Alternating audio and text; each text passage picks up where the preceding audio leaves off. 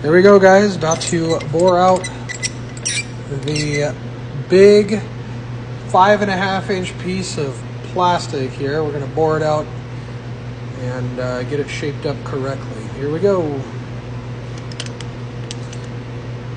The first inner diameter or ID set. Turn the lathe on. Get it touching.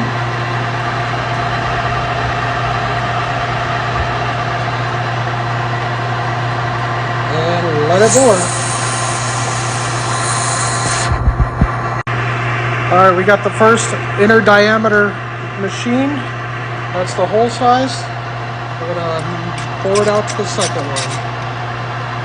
Same process. Turn it out. Touch. We have that set to 0. And here we go.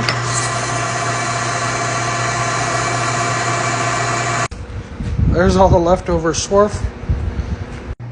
And this is what half of the final project will look like. That's with it all bored out on half of this. It needs to be turned over and done on this side. And then this piece will eventually fit in here.